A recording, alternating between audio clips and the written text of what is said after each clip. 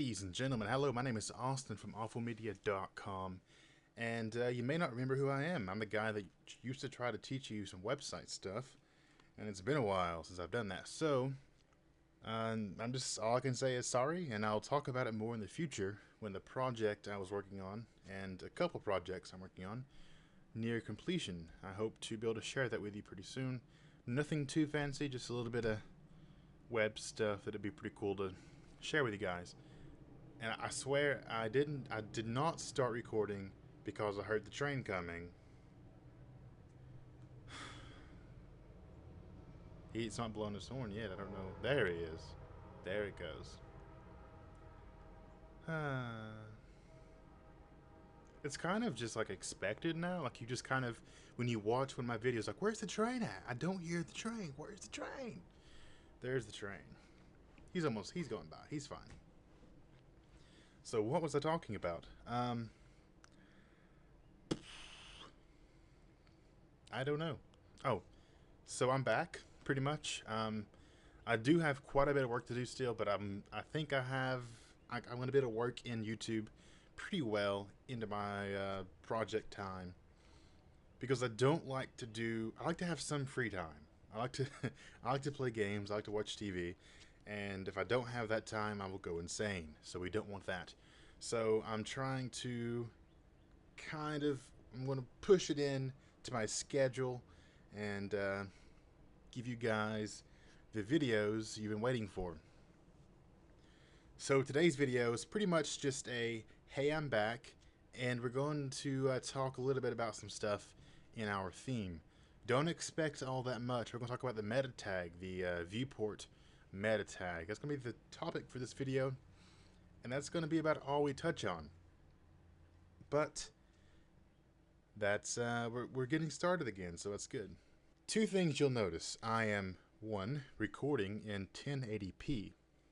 I know, it's cool, right? Before, the limitation was not my computer's hardware in any way. It was actually my monitor. I could not record because my max resolution was 1400 by 900. But that has changed. I have an awesome new monitor. It's just, I didn't know things could look so good. But yeah, and two, I'm using Sublime Text 2. I have not used Sublime Text. I'm using the free trial, which is kind of cool because, I mean, it's like this. It's the same thing. It's just like every now and then they'll say, hey, why don't you buy this thing and buy a license for it? And I will eventually. Don't worry about that. I'm loving it so far. I've not used very much of it, so I will make mistakes here and there. Like the autocomplete and stuff I'm still trying to learn all of that. Not really learn. I know how it works. Just you know, get used to it. Get the feel of it. When you switch software, you have to kind of adapt to the software. So this video is going to be pretty short and sweet. A lot of rambling because I haven't spoke to you guys in forever and I missed you. So what we're going to do is set up the meta tag for the viewport. What is that? What that is it's a meta tag for the viewport. No, but what we're going to do is create a meta tag. Inside of this meta tag, we're going to name the meta tag. Name it Viewport. Right? So we're naming this meta tag Viewport so the device reading it realizes it contains some values that relate to the viewport. The devices that will be reading this, that will be searching for the Viewport meta tag, are mostly modern, you know, semi-modern smartphones and tablets and things like that. So the point of this viewport, though, or this meta tag, is the content value we're going to be able to set for it. And what we're going to be able to do is say, hey, whenever you load this web page, I want to make sure you load it at the maximum width the cell phone or tablet can support in the browser. Sometimes you may go to a responsive website if they don't have this meta tag. If they don't, they kind of must be an oversight. But if you go to it and it doesn't have this meta tag, you may just like slap it up in the corner, zoomed out, or it may not be the right width, it may just be all juked up. But we don't want that for our website. We want it to look good, right? So we want to set it to say, hey, when you load it to the maximum device width. So we want to say width equals, oops, I don't think we put that in quotes. I may just be crazy, but I don't think so. We're going to say device width. So it's going to grab the width of the device right when it loads and says, hey, that's the width this website should be. Website should be, blah, blah, blah, blah. That's the width the website should be.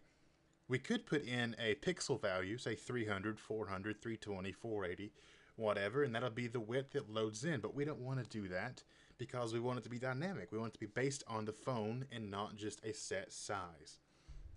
So that's that. We're going to put a comma there, separate it so we can add another value. This value is going to be the value for the zoom. We want to make sure it's not zoomed out, and we make sure it's not zoomed in.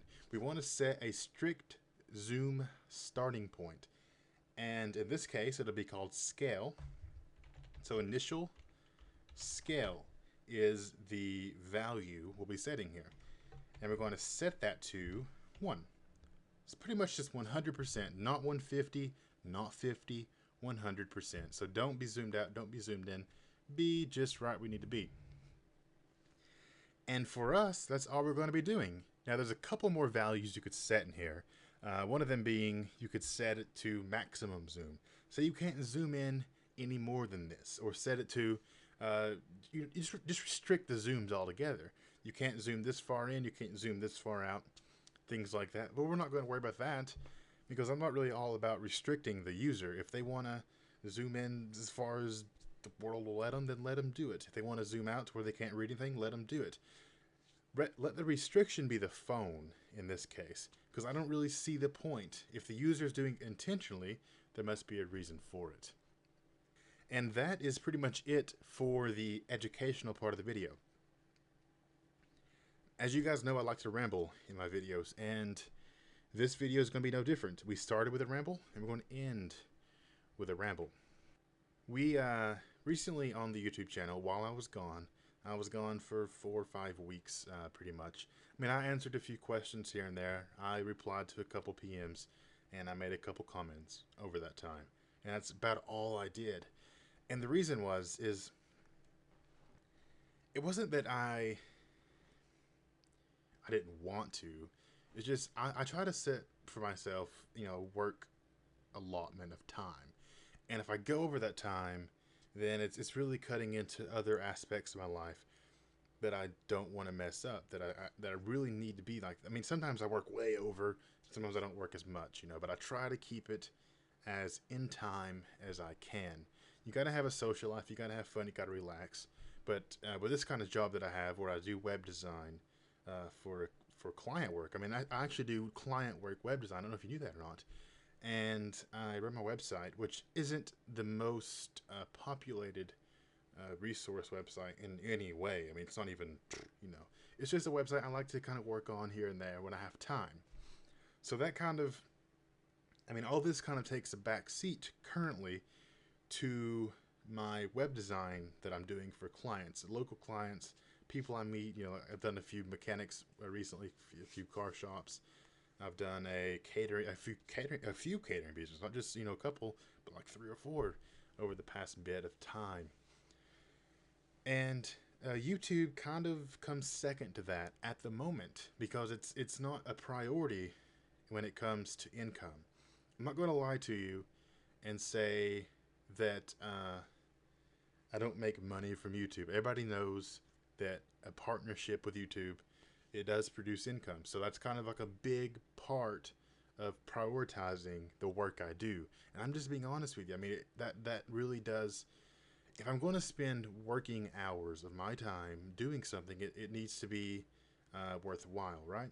I'm not saying I don't love helping people. I hope I don't turn people against me for this, because I love helping people. But the reason I started this channel was for awfulmedia.com. I mean, it's a business in itself. It's a business. The website's a business. YouTube channel is a business. My work outside of that is also a business. And I'm trying to build YouTube up to where it can be my job. I can drop the web design, and I'll keep awfulmedia.com because that's kind of hand in hand with my YouTube channel. So I want to get YouTube to where it can be, full time pretty much. And that's a long way away, especially at the rate I've been going.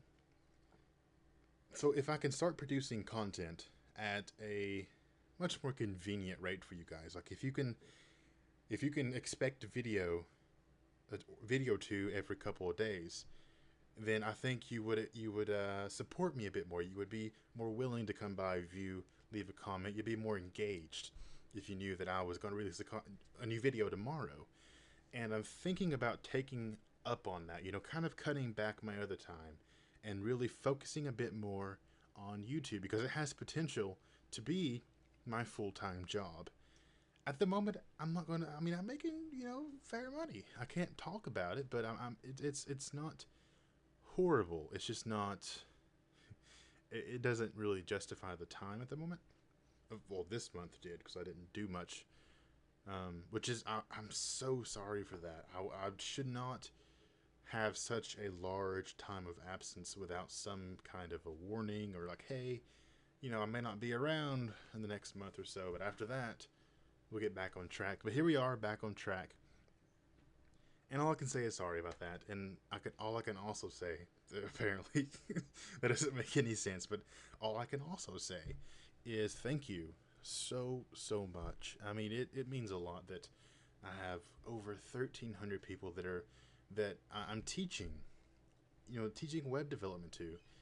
How cool is that? That I have, in a sense, these students that are really interested in learning web design. They want to be web developers that are just working on a personal business for themselves.